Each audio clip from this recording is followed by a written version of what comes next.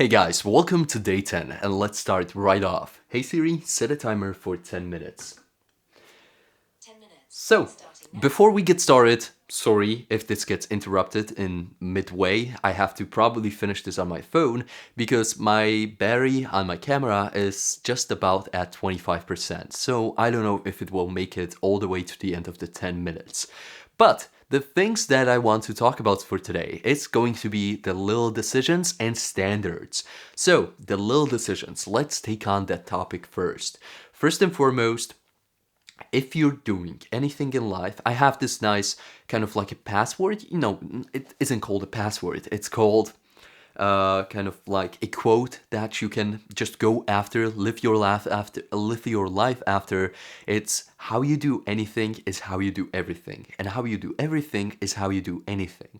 That means you have to pay attention to the smallest of details in your life, and if you do those well, then the rest of your life will follow. For example, let's say that you're on a public toilet and somebody just messes up all of the papers when you're going out and washing your hands, and they just drop like three papers in front of you, and most people will probably leave those papers on the ground like they're straight out of the machine, they're not dirty, but most people will ignore them because, well, the cleaning lady is going to clean them up.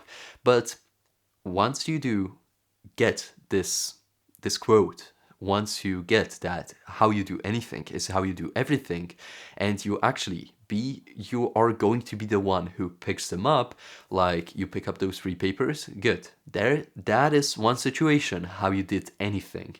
Now, when you, for example, when you are doing some work for some client, like for example, editing a video, and you really don't want to like add the little tiny detail, like for example, add a drop shadow to the text, add a little bit of motion blur on the text, and you just don't want to click that. Most of my editors out there probably know this feeling. Then you will do it anyways, because how you do anything is how you do everything, and you will be just intrinsically motivated to actually make the smallest changes that most people probably won't even notice, but you will know that they're there you decided to do the change and change the world in just a tiny little way. Like for example, the next time you're going to go through some building to a meeting or even in school, and you're just going to see some trash on the ground that somebody left, just pick it up and throw it into the actual bin. Like, you're not going to hurt anyone. You're not going to waste time doing it. You're just going to make the world like a tiny bit better. And this is exactly what I was after here. Just make the world a tiny bit of a better place. Like, your existence should be about helping the people around you, helping the world overall. Like, sure, we can get rich in the process of doing this. Don't worry, we are all about money here. But helping the people around you is basically the point of life. So why wouldn't you do this? And it's just a small little contribution. Like, it's like donating to charity. Basically the same thing, just helping people out. And and please, when you do these small like little gestures of niceness, don't tell people about them. Just don't mention it in conversations that, oh, I picked this up because somebody left it. No, you just do this for yourself, not for anybody else out there. So, the second thing that I want to talk about are setting standards. That means when you wake up in the morning, you won't scroll your phone because that's your standard. You're not that kind of guy who will scroll your phone as soon as you get up. You will not you will not go to the internet as soon as you wake up. You will wait till 7 o'clock, and once 7 o'clock hits the clock, that was a weird sentence, then you can go on the internet and actually take a look at the news, at whatever messages you got, at whatever's new in the world. So, those are standards. Also, being on time is a big standard that I really stay behind. If you're going to say that you're going to go to the gym at 8 a.m. in the morning, go to the gym at 8 a.m. in the morning. You yourself are the easiest person to fool. You're not going to find anyone else in the world who doesn't respect you as much for lying as you yourself.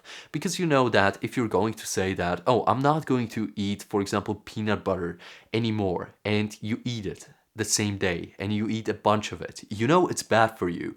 Like, Not in all circumstances. Like if you're bulking, like for example me right now, it's not really that bad for you because it's just free extra calories. By the way, if you're bulking, peanut butter is literally the cheat code over here. And but back to the point. If you told yourself that you're not going to do something, stick by it. Because if you build this self-belief in yourself, you're going to be so much more confident in life. You need to just believe yourself, believe what you're saying. Your words are you need to think of your words as if they're holy. You literally need to think of them as rules. Just you cannot break these rules, and they are your own rules. Like usually all of the rules out there can be broken, like in school, for example, or in your workplace. Just every time you break a rule, nobody will pretty much notice. And if somebody notices, then you will just say that, oh, okay, all right, I didn't know, sorry, I will do better next time. Like, surely this doesn't count with like police rules, like crime and things. You shouldn't be doing that. But when it comes to regular things, like for example, parking anywhere, okay, you got a ticket, and what is like 10 euros gonna kill you? 20 euros gonna kill you? No, you will just know that, oh, I'm not supposed to park there. And by the way, a tip, anybody pretty much lets you park anywhere in the world, so you can use that to your advantage. The next thing, the third thing, so before I move on, standards. Please set your standards and hold by them. If you say that you're not going to do something, don't do it. If you say that you're going to do something, do it. I said that I'm going to record a video today. I did it because I just needed to. Now I said that I'm going to edit the A-roll for the video. I'm going to. Sorry about the... Whoop! Whoopsie daisy.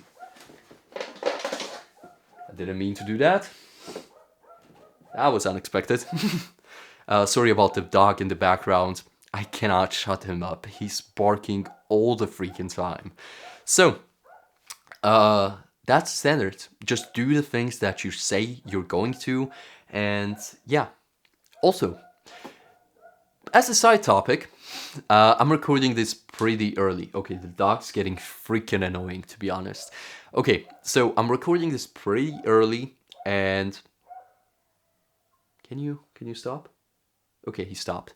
So, I'm recording this pretty early today because, well, I have some work to do, like the A-roll, and let's be honest with you guys, I'm going to watch YouTube today because it's Sunday. I totally deserved it, I think, because, well, my plan is not to watch YouTube for the next 5 days, which is going to be Monday to Friday. I cannot watch any YouTube, and then on the weekends I can again watch some YouTube. This is going to have the advantage that if I watch YouTube throughout the week, I usually watch 1 to 2 hours of YouTube per day. So let's say at maximum, I will probably watch somewhere around 8 hours of YouTube per week, like per the working week fraction of the week. That's 8 hours. But if I watch only on the weekends, that's like, let's say 3 hours per day. So that's 6 hours. And after those 3 hours, I'm not going to watch more. I know I can because I kind of deserved it with not watching it throughout the week, but I'm just going to feel the mental hurdle that, oh, you already watched 3 hours of YouTube. You already wasted 3 hours in a day. You don't want to waste any more. So I'm just not going to. I'm gonna be way more motivated to actually do things. Like for example, yesterday, yeah, I watched YouTube for 3.5 hours. But then I felt pretty terrible about it. I kind of balanced it out with, okay, I deserve this for not watching YouTube throughout the week, but after then, I pretty much wanted to watch YouTube in the evening, but I told myself that, oh, you already watched like 3 hours of YouTube today, so what are you doing here? You're not going to watch anymore, you're just going to go and read some books. And yeah, I just read for like 3 hours straight, which was like the longest session in a while. And I got this really cool book, really good book so far. It's called Take Your Shot, and it's by Robin Waite. Really cool guy, really good book so far. I have read like the first 20 pages actually. Same as with the selling book that I was showing you yesterday. This one, really cool. Both of these books. This one is especially cool because Robin cited for me actually. You see? For Mario. Yay! That's really cool. I like this. If authors just sent you books and they sign it for you, that's really cool. That's a really cool marketing strategy, to be honest.